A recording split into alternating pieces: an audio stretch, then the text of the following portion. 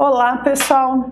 Hoje eu estou muito feliz de estar aqui com vocês para a gente começar a leitura, os comentários do livro do Joseph Campbell chamado O Herói de Mil Faces, né? A versão que eu vou estar lendo é a da editora Cultrix Pensamento, que eu aconselho, se vocês tiverem interesse no tema, meu objetivo aqui, minha proposta é ir andando em cada um dos itens do livro.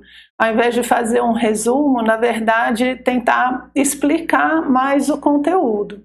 Então, se você for dar uma olhadinha no índice, a gente vai ver que ele é bem denso, né? E hoje eu vou fazer um falando do primeiro item do prólogo, que o prólogo se chama O Monomito, e eu vou falar sobre o primeiro tópico, que é mito e sonho. Então a ideia é a gente fazer uma leitura assim, bem legal, né? sem pressa, onde a gente possa comentar bastante cada um dos tópicos que ele aborda no livro. Por quê? Porque o Campbell ele ficou muito conhecido pela jornada do herói. Então, essa obra que ele faz aqui, O Herói de Mil Faces, a gente vai ver, ele vai montar realmente essa jornada, e ela foi adaptada para uma coisa, digamos, mais simples, né? Uma forma mais acessível, digamos assim, popular, que foi utilizada para muita gente que escreve livros, que escreve roteiro para filme, que escreve storytelling para a parte de marketing.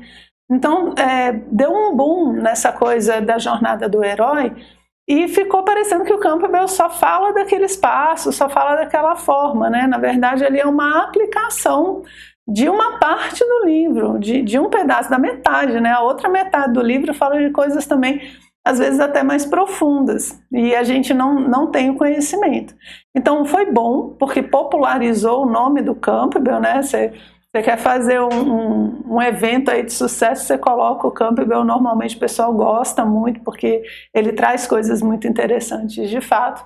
Então popularizou a obra dele, popularizou os mitos e tudo, mas por outro lado também ficou parecendo que é só isso.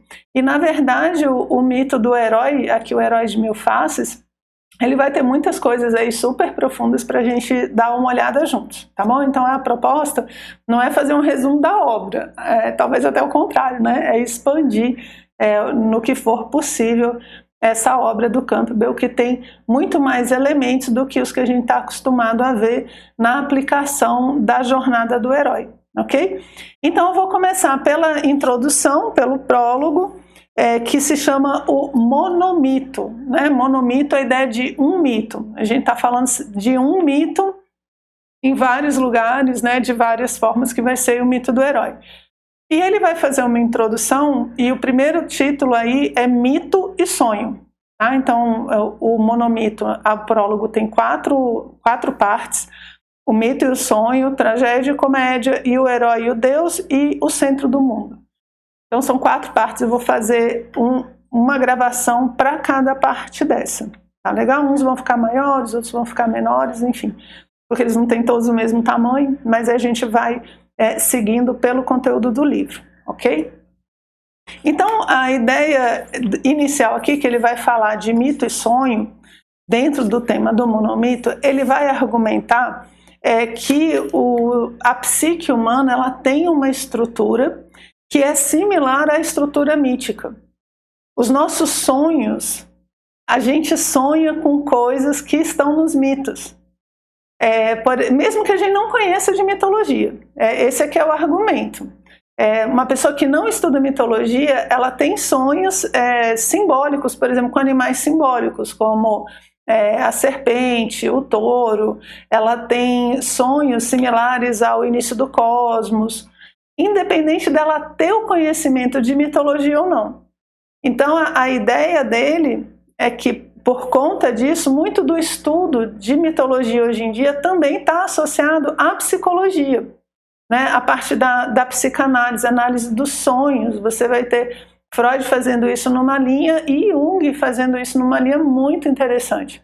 Então os sonhos se tornam chaves para a gente poder trabalhar a natureza humana, os problemas que a pessoa tem e tudo. Por quê? Porque elas falam de um monomito, elas falam de um mito universal. E eu comento isso porque a psicologia hoje em dia é a ciência utilizada para interpretar os mitos, mas se você for ver, você pode usar várias chaves, né? Segundo Blavatsky, existem 7 chaves de interpretação de um mito. Então a psicológica provavelmente é só uma delas. Mas acaba sendo a que está mais acessível. Então não é que o mito seja feito para falar para a psique humana, mas a psique humana fala a linguagem do mito, a linguagem simbólica, ok? E quando vocês forem estudando mitologia, isso é muito bacana, é muito legal. À medida que a gente vai estudando mitologia, a gente vai entendendo mais os sonhos, a gente vai entendendo os símbolos que são trazidos, mesmo que esse não seja o nosso objetivo. É como se a nossa psique falasse assim: ah, Renata agora aprendeu a falar russo, oba, a gente fala russo, vai dar para conversar. E aí a gente começa a conseguir entender muita coisa aí através dos sonhos, é bem legal. Bem, nosso objetivo aqui não é a interpretação de sonhos, né? Mas é o tema que ele traz, então mito e sonho. Então muito do estudo feito de mitologia tem a ver com psicologia e muito disso é da análise dos sonhos. E muito com a influência do Jung. O Campbell, inclusive, tem uma obra, tem um livro, né, analisando só a obra de Jung nessa linha, né, nesse sentido. Ok, então ele vai falar, eu estou olhando para baixo aqui porque eu estou vendo minhas anotações, tá, gente? E o livro também, que eu vou ler umas partezinhas aqui para vocês. Então, o mito, ele vai falar que do mito surgem as outras criações humanas. O que é isso? Ele fala que o mito é a origem do conhecimento. Então, a partir do mito, você vai desenvolver conhecimentos científicos, psicológicos, históricos, artísticos, culturais. Então, ele seria como uma espécie de um metamodelo que abre uma conexão com uma realidade do cosmos. Olha só o negócio, viu? Não é só historinha para boi dormir, não. Olha o nível do negócio. O mito vai abrir uma chave para botar a gente em conexão com o cosmos, para poder ter contato com essas ideias que vão gerar as grandes ideias e evoluções humanas. E isso é muito legal, porque muita gente olha o mito como uma história sem pé nem cabeça. E longe disso, ele é uma linguagem simbólica que coloca a gente em contato com uma determinada realidade, certo? Então ele põe, é a fonte do poder criador. Eu separei uma partezinha aqui do livro, assim, ó. Não seria demais considerar o mito a abertura secreta através da qual as inexauríveis energias do cosmos penetram nas manifestações culturais humanas. Tá vendo? Então conecta com o cosmos e aí a gente começa a gerar as coisas, como se fosse a origem do conhecimento, né? As religiões, filosofias, artes, formas sociais do homem primitivo e histórico, descobertas fundamentais da ciência e da tecnologia, e os próprios sonhos que nos povoam o sono surgem do círculo básico e mágico do mito. Ai, gente, eu acho isso muito lindo. Porque a visão simbólica da coisa é que permite a gente ter acesso com essas ideias mais profundas. Muitos cientistas que tiveram sacadas maravilhosas, eles começam com imagens, né? Einstein falava que para entender o universo é mais importante a imaginação do que a razão.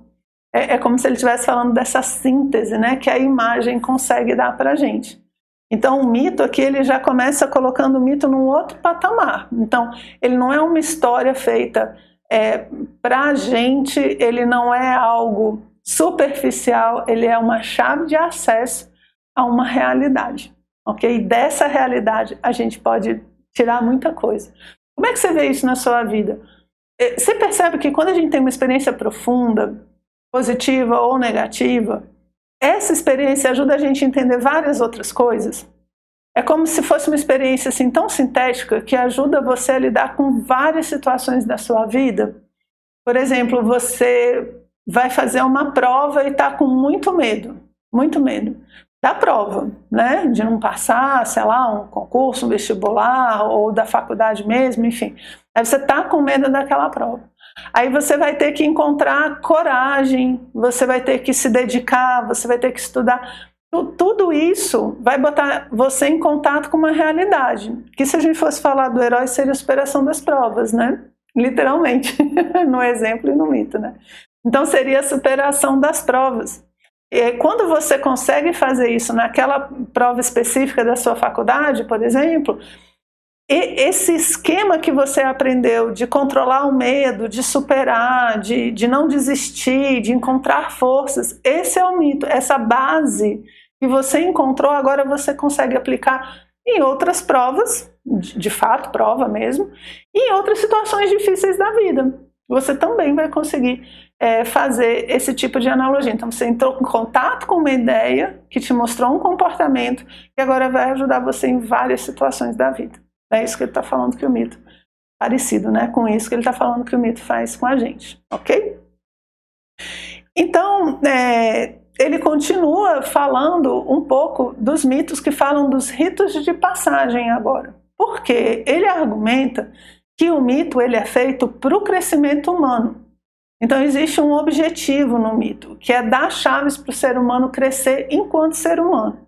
E uma das chaves que a gente tem são os ritos de passagem, que são simbólicos. Ele dá, inclusive, os passos, né, que a gente tem nos ritos de passagem. O que é um rito de passagem? Ele é um momento onde você monta um cerimonial, um rito, para marcar alguma coisa muito importante que você tem que entender profundamente o que está acontecendo. Por exemplo, o casamento. Quando você faz uma cerimônia de casamento, isso é um rito de passagem. Por quê? Porque a partir dali você vai mudar muita coisa na sua vida. Muitas coisas vão acontecer, você tem que entender o que está acontecendo, então é montado um rito de passagem. A formatura, hoje em dia eu sei que a galera gosta da festa, do casamento também, né? O pessoal gosta muito da festa e tal. Mas qual é o objetivo ali de uma cerimônia de formatura? É lembrar você que você não é mais estudante, você agora é responsável, né? Eu tinha um amigo que falava que quando você forma, você sai de a esperança do país, né? A esperança do futuro do país para um problema social porque você não tem emprego. Mas brincadeiras à parte, não é isso não. A ideia da formatura é fazer com que você entenda que agora você faz parte da sociedade, você tem conhecimento, você vai ter que aportar, você não é mais estudante, né? Então você precisa de um momento para marcar isso, esse é o momento da formatura justamente. A ideia é que ele dê uma vivência para você. E ele fala que a gente não tem esses ritos de passagem, a gente ou tem muita resistência a eles, né? Ou eles estão perdendo a força, as pessoas não querem mais fazer os ritos de passagem porque elas não querem passar para outro nível. Então ele faz um comentário aqui que eu achei interessante, porque ele fala assim, ele morava nos Estados Unidos, né? Ele fala aqui, quer ver? Deixa eu pegar aqui. Pronto. Ele fala aqui, ó. A função primária da mitologia e dos ritos sempre foi a de fornecer os símbolos que levam o espírito humano a avançar, opondo-se àquelas outras fantasias humanas constantes que tendem a levá-lo para trás. Então o mito ele quer fazer com que a pessoa cresça, avance e se livre de fantasias, né, de ideias errôneas ali que fazem com que ela ou fique estagnada ou retroceda. Aí ele fala, hoje em dia, né, mantemos-nos ligados às imagens não exorcizadas da nossa infância. Ou seja, a gente não cresceu, né? A gente ficou preso lá na infância. Razão pela qual não nos inclinamos a fazer as passagens necessárias da nossa vida adulta. Ele fala, sem o mito, sem o rito de passagem, é mais difícil você entrar na vida adulta, porque ninguém te avisou do que o negócio aconteceu. Isso porque ele não vê o que a gente tá acontecendo hoje, né? Aí ele põe assim, ó, nos Estados Unidos há até um pathos de ênfase invertida. O alvo não é envelhecer, mas permanecer jovem. Não é amadurecer e afastar-se de mamãe, mas apegar-se a ela. Então, veja, ele já está falando de uma coisa que hoje é muito, muito notória, né? A gente não quer crescer, a gente não quer evoluir, porque a gente não vê como evolução, a gente vê como envelhecimento, a gente não quer envelhecer. Então a gente quer parar o tempo no físico e no psicológico. E como a nossa sociedade tem poucos ritos de passagem e eles vão sendo desvalorizados porque eles vão sendo trocados pelas festas, a gente não faz essa marcação de forma correta. E aí dificulta o desenvolvimento, o amadurecimento do ser humano. Interessante, né? Essa ideia, essa visão que ele traz, né? Então o mito tem essa função de ajudar a gente a crescer, a se desenvolver. Beleza. Então ele vai falar aqui da questão da vida adulta, né? Ele vai falar que Jung trabalha muito essa questão da vida adulta, que Freud trabalharia muito até você chegar ao ápice, né? E Jung desse ápice para baixo, a interpretação do Campbell, que é mais ou menos assim, é um mito solar, né? Que é o sol no céu. Então, ao início da vida do homem, até a metade, é como esse sol subindo até o zênite, até o ponto mais claro, com mais força. Então, até uma determinada idade, que colocam aí em torno dos 42 anos, estou me preparando para o futuro, né, para quando chegar nessa idade saber o que vai acontecer. Enfim, você está indo, você está subindo, né? O sol está subindo, subindo, subindo e chega lá naquele máximo. Então você só conhece a ascensão. Isso tem seus problemas específicos. Que aí, segundo Campbell, Freud cuida mais. Aí quando você tem desse zênite para baixo, você começa outros tipos de problema. Você começa com uma outra fase da vida, que aí ele diz que Jung trabalha bastante, inclusive dentro da parte de mitologia. Que é o quê? Antes, a expansão da vida trazia provas. Ele fala, agora essa descida do sol, esse aceitar da vida, né, que vai, esse sol descendo, essa noite que vai chegando, é que vai ser a prova, vão ser os problemas. Então, se a gente não amadurece, o que acontece? A vida, ela segue esse mito solar. Ela vai chegar no ápice, ela vai começar a descer. Se a gente não tem um mito para ajudar a gente nisso, a gente vai ficar perdido. Então, o amadurecimento vem de aprender a entender as provas dessas fases. E aí a gente tem esses mitos que falam do amadurecimento humano, e um deles é o mito de passagem. Ele não fala aqui no capítulo, mas a gente já dá uma adiantada que é assim, o mito do herói, ele é um mito de desenvolvimento humano, né? Talvez por isso ele esteja colocando esses elementos aqui já na nossa introdução. Beleza? Ok, e aí ele vai dar um mito, e ele coloca bastante ênfase em muitos detalhes, ele vai trazer o mito de Teseu e o Minotauro. Só que ele não traz a parte que a gente costuma ver de Teseu e o Minotauro. Ele traz a parte anterior, que é de Minos, que é o pai do Minotauro, no caso aí pai adotivo. Do Minotauro, que é Minos, né? Minotauro é Minos, que é o nome do rei de Creta, e touro, né, que é o animal, então é Minotauro. Por que ele faz isso? Porque Minos, por que ele fala desse mito, né? Só introduzindo. Porque ele fala que Minos vai ser justamente o rei que não aceita a jornada do herói, ele não se submete como deveria a essa jornada. E com isso, ele gera o Minotauro. Pelo fato dele não aceitar as condições da vida, né, as leis que vão acontecendo, por não saber lidar com isso, ele gera o Minotauro. Então, qual que é a história? Né, que vou tentar destacar mais ou menos os mesmos pontos que o Campbell destaca aqui na introdução. Okay? Como é que é a história? Minos está brigando com outras pessoas por Creta. E ele fala que ele tem direito ao trono de Creta porque ele tem a bênção ali de Poseidon, do deus dos mares. E ele fala com Poseidon, né, troca uma ideia ali, fala, olha Poseidon, eu preciso que você mande um sinal para as pessoas acreditarem que eu tenho esse direito, né, sobre Creta. E aí Poseidon fala, beleza, vou te mandar um touro branco, né, para você mostrar o touro perfeito, né, de Poseidon. E depois que você estiver no trono, que você resolveu o problema, você sacrifica ele e me devolve. Então, eu vou te dar para dizer que você, né, tem aí a minha bênção no negócio, depois você devolve. Beleza, trato feito, Poseidon manda o touro, um touro branco, lindo, maravilhoso, cheio de energia, uma coisa assim estonteante. Manda lá o touro para Minos, Minos consegue se tornar rei, só que na hora de sacrificar o touro, ele não sacrifica.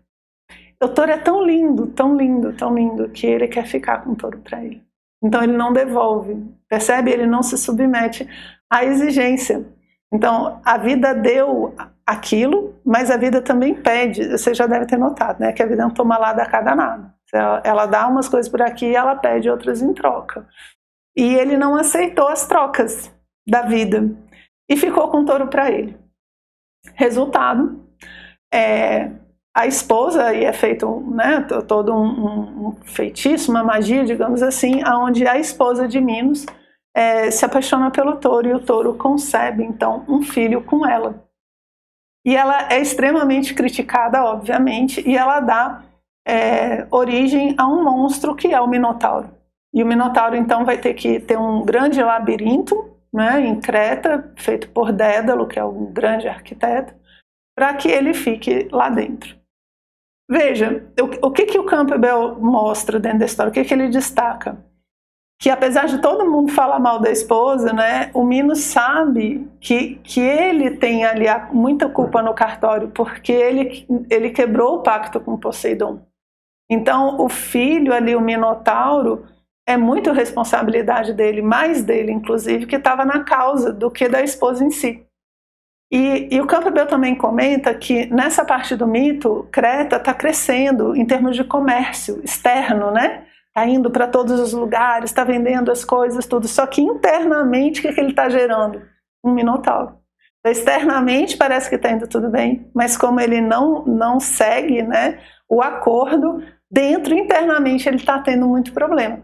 Que é justamente o Minotauro, que vai ser um monstro, que precisa ser isolado, né, nesse labirinto, e que é alimentado por jovens que são sacrificados, né? Lembrando sempre, gente, que o Minotauro é o simbolismo do animal, da parte animal dominando a parte humana, porque é a cabeça de touro e o corpo de homem. Então é um ser humano levado pelos instintos. O homem, quando pensa como um animal, ele se torna um monstro, ele se torna um minotauro, ok? Então, o que ele vai falar? Que nesse momento, já que Minos faz isso, Minos se torna o quê? O tirano. E aí, gente, vale a pena a leitura, viu? Porque ele vai descrevendo o tirano, que esse egoísmo do tirano, de querer tudo para ele como Minos, né, fez, traz a desgraça não só para ele, mas para toda a sociedade. E essa coisa do eu quero só para mim, que ele está associando, né, dentro da obra, ele está associando justamente a não maturidade, né, uma pessoa que não é madura vai se tornar tirana e não vai devolver o touro para Poseidon. Isso tudo são atitudes infantis, né, não é uma pessoa madura. Então essa pessoa imatura vai se tornar um tirano, e ele descreve o tirano de uma forma realmente dá vontade de dar uns beliscões no tirano mesmo. Certo? Então, ele fala, nesse momento, vai aparecer a necessidade do herói. E aí entra Teseu. Né?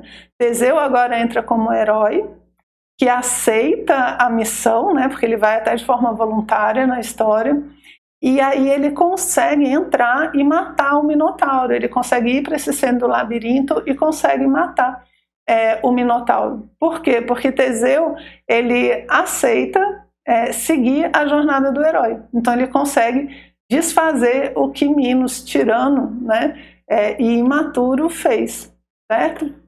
Eu vou só achar aqui para ler para vocês a parte que ele fala do tirano. Eu destaquei aqui, ó. Crises. Ai, gente, só um instantinho, só um instantinho. Aqui, ó. A figura do monstro tirano é familiar às mitologias, tradições folclóricas, lendas e até pesadelos do mundo. E suas características em todas as manifestações são essencialmente as mesmas. Lembra que a gente está falando do monomito, né? ele é o acumulador de benefícios geral. É o monstro ávido pelos vorazes direitos do meu e para mim. Olha só. O ego inflado do tirano é uma maldição para ele mesmo e para o seu mundo.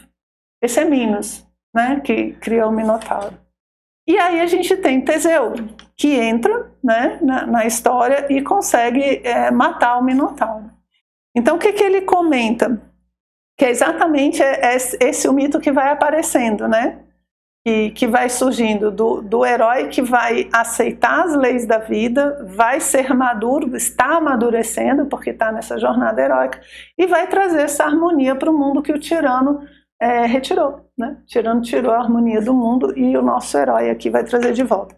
Lembrando que na nossa vida a gente tem milhões de tiranias que não são necessariamente pessoas, né? São hábitos, vícios, ideias, preconceitos, que fazem esse papel de tirano na nossa vida e que a gente também vai ter que aprender a se libertar, ok? E aí, para fechar, então, eu vou pegar a última partezinha aqui que ele fala do mito, que seria o objetivo, digamos assim, né?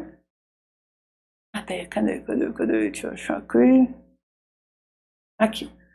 Então ele vai falar que o que a gente quer fazer é exatamente encontrar essa resposta heróica para a situação que está sendo vivida, né? E ele põe aqui, ó. Temos apenas que seguir o fio da trilha do herói. Né? Ele está fazendo analogia com o fio de Ariadne, ali do mito de Teseu. Então temos apenas que seguir o fio da trilha do herói. E ali, onde pensávamos encontrar uma abominação, que é o Minotauro, né? Encontraremos uma divindade. Onde pensávamos matar alguém, mataremos a nós mesmos. Onde pensávamos viajar para o exterior, atingiremos o centro de nossa própria existência. E onde pensávamos estar sozinhos, estaremos com o mundo inteiro. Ai, gente, isso é muito bonito, né? Por quê? Porque o mito conecta. O mito dá respostas. O mito conecta a gente com a humanidade. A gente repara que toda a humanidade é uma grande experiência compartilhada. E compartilhada através de mitos, né? E aqui ele vai falar dessa jornada do herói, do mito do herói para que a gente possa se conectar com toda a humanidade através dessas histórias.